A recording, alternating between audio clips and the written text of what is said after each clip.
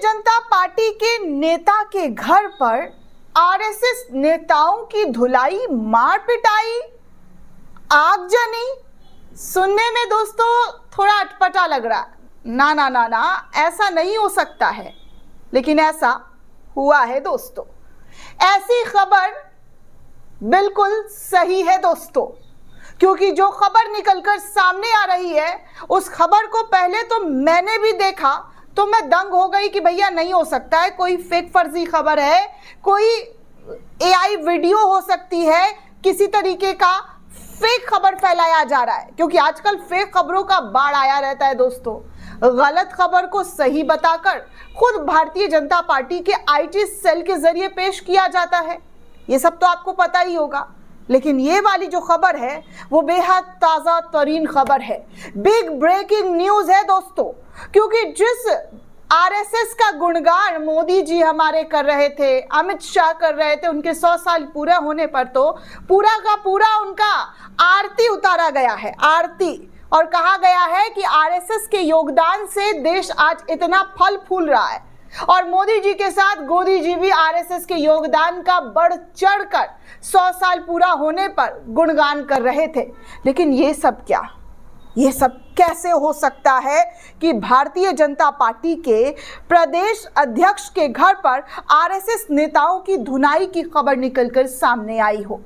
दरअसल दोस्तों, सत्य हिंदी के हवाले से एक खबर छापी गई है और जिसमें दावा किया जा रहा है कि मध्य प्रदेश में भाजपा के अध्यक्ष हेमंत खंडेलवाल के गृह जिले बैतूल में आरएसएस नेताओं की पिटाई के मामले ने अब तूल पकड़ लिया है। जी हाँ, मध्य प्रदेश में भाजपा के अध्यक्ष हेमंत खंडेलवाल के गृह जिला बैतूल में आरएसएस नेताओं की पिटाई के मामले ने अब तूल पकड़ लिया है।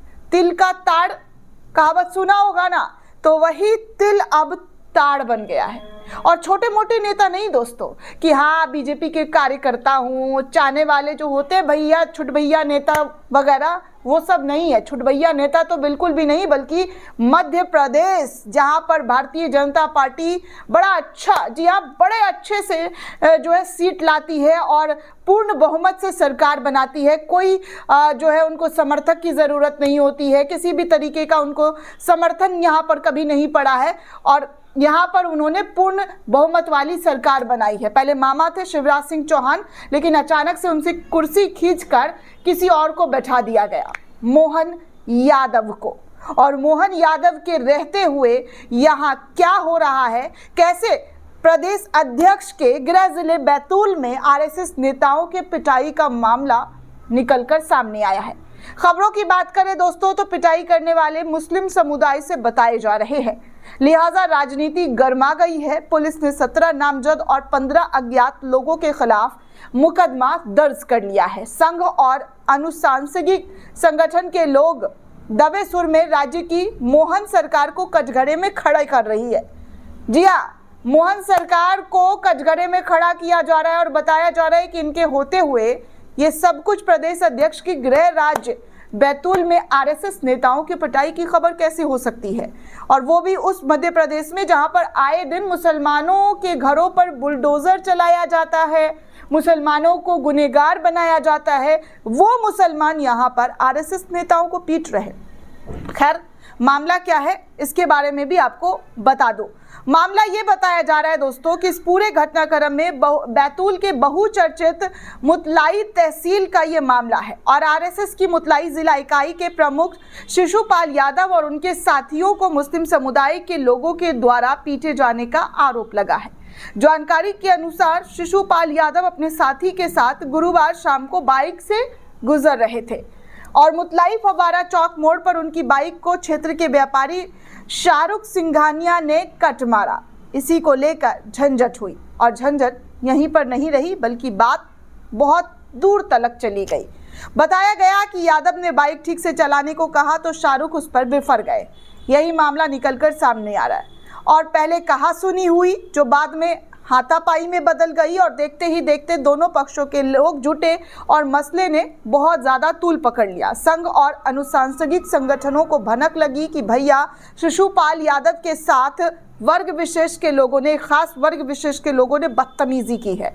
तो कस्बे के समर्थक वहां पर जुट गए, दूसरे पक्ष के लोग भी वहां पर जमा हुए और हंगामा देखते ही देखते मच गया। दुकानें बंद हो गई, तनाव का माहौल इस कदर फैल गया कि आपको ये खबर मुझे बताना पड़ रहा है कि काफ़ी ज़्यादा गर्मा गर्मी हो गई।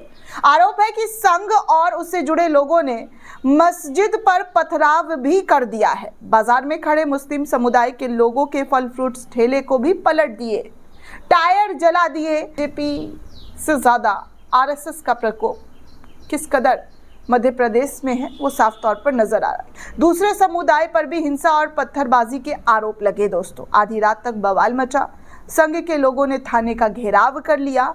मांग है कि सभी आरोपियों को पकड़ा जाए और इनके अवैध अतिक्रमण ध्वस्त करने की मांग, जो हमेशा की तरह बुलडोजर कार्रवाई की जो मांग है वो आरएसएस नेताओं के जरिए की गई है। थाना घेरने वालों ने जमकर नारेबाजी की। सूचना के बाद बैतूल जिले के कलेक्टर एसपी भी मौके पर पहुंचे और लोगों को समझाया। तनाव को देखते हुए दोस्तों वहां पर कई धाराओं को लगा दिया गया। स्थिति को नियंत्रण में लाने के लिए जो है लोगों से बातचीत करनी शुरू की गई। क्षेत्र में एसडीपीओ एसके सिंह ने कई मीडिया वालों से बातचीत की। स्पेशली सत्य हिंदी से बताया कि संघ के जिला इकाई के व्यवस्थापक कारण देशमुख के आवेदन पर कुल 32 लोगों के खिलाफ मुकदमा दर्ज किया गया है। इनमें 17 नामजद हैं, जबकि 15 अज्ञात लोगों को के खिलाफ एफआईआर किया गया है। अब तक 5 से ज़्यादा लोगों को हिरासत में ले लिया गया है। बाकी की मध्य प्रदेश पुलिस जो है तलाशी जारी कर रही है। दरअसल दोस्तों आज जुमा है और जुमे की नमाज को लेकर प्रशासन की चिंता काफ़ी ज़्यादा बढ़ चुकी है। मुतलाई में, जी हाँ, मुतलाई के अलावा बैतूल, पाढ़ुना और होशंगाबाद से अतिरिक्त पुलिस बल को इस जगह पर बुलाकर तैनात किया गया है। सीसीटीवी फुटेज खंगाले जा रहे हैं। पुलिस आरोपियों की धरपकड़ के लिए छापेमारी का अभियान भी चला रही है। मतलब कुल मिलाकर बैठे बिठाए पुलिस प्रशासन को बहुत सारा काम दे दिया गया है। मुतलाई थाना प्रभारी लाइन हाजिरी जो है वो किए गए हैं। बीते सप्ताह बैतूल के एसपी बनाए गए वीरेंद्र जैन ने गुरुवार देर शाम को मुतलाई थाना के प्रभारी देवकरण डेहरिया को लाइन हाजिर किया था। उनकी जगह बैतूल के ही अठनारे तहसील के प्रभारी नरेंद्र परिहार को नया इंचार्ज तक बना दिया गया। सोचिए आरएसएस का कितना ज़्यादा भारतीय जनता पार्टी पर जो है धौस चलता है। सब कुछ हो गया है झटपट, वो बंगला में कहते हैं ना ताड़ा ताड़ी, सब कुछ फटाफट हो गया दोस्तों। सपोज कीजिए हम और आप होते तो क्या इतनी तेज़ी से ये धरपकड़ होती? इस तरीके से जो हो रही है, लाइन हाजिर कर दिया गया, लोगों को हटा दिया गया, भयंकर तरीके से जो है पुलिस प्रशासन पर, अधिकारियों पर दबाव डाला जा रहा है। ज़िले के सीनियर जर्नलिस्ट ने यह भी बताया है कि विवाद बहुत ही मामूली था। झंझट के बाद पुलिस वहां पर मुख्यदर्शक बन गई। एक धड़े को छूट दी गई और दूसरे धड़े को खूब, जी हाँ, खूब धरपकड़ किया गया। मीडिया वालों ने कहा कि सतर्कता बरती जाती और समय रहते कदम उठाया जाता तो मसला हिंदू मुसलमान के टकराव का नहीं होता, तस्वीरें कुछ और होती। किसान नेता एवं मुतलाई के पूर्व विधायक डॉक्टर सुनीलम ने भी कई मीडिया चैनल से बातचीत करते हुए कहा कि सांप्रदायिक सौहार्द बिगाड़ने का प्रयास लंबे वक्त से सत्तारूढ़ दल से जुड़े लोगों के जरिए किया जा रहा है। गुरुवार को पूरा घटनाक्रम बेहद दुखद रहा। पुलिस और प्रशासन सतर्कता बरतती तो ऐसे हालात नहीं बनते, लेकिन अफसोस की बात हमेशा की तरह पुलिस प्रशासन पर कई गंभीर संगीन आरोप लगे हैं, जहां पर उनके खड़े होकर तमाम चीज़ों को तमाशगीन बनते हुए देखा जाता है। दोस्तों आपको बता दें कि उज्जैन में राष्ट्रीय स्वयंसेवक से जुड़ा भारतीय किसान संघ अब सड़कों पर उतर गया है। उज्जैन मध्य प्रदेश के मुख्यमंत्री मोहन यादव का अपना शहर है और इसी शहर से वो विधानसभा के सदस्य भी है।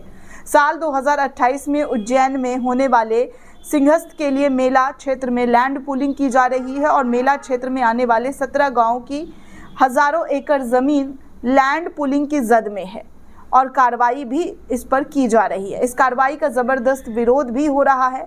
विरोध करने वाले अनेकों किसानों पर भी मुकदमा दाखिल किया हुआ है। जिन पर मुकदमे हुए हैं उनमें कई सीधे सीधे आरएसएस से जुड़े हुए हैं, कई संघ के पदाधिकारी हैं। इसी वजह से कहा जा रहा है कि मोहन यादव के जी हाँ छत्र छाया में ये सब कुछ देखने सुनने को मिला, जिससे आरएसएस की पिटाई हुई और पिटाई के बाद फिर आरएसएस ने पीटा। दोस्तों, इस पूरे रिपोर्ट को लेकर आप क्या सोचते हैं, आपकी क्या प्रतिक्रिया, हमें कमेंट करके ज़रूर बताइएगा। साथ ही साथ चैनल को ज़्यादा से ज़्यादा लाइक, शेयर और सब्सक्राइब करना बिल्कुल भी ना भूलें। शुक्रिया दोस्तों।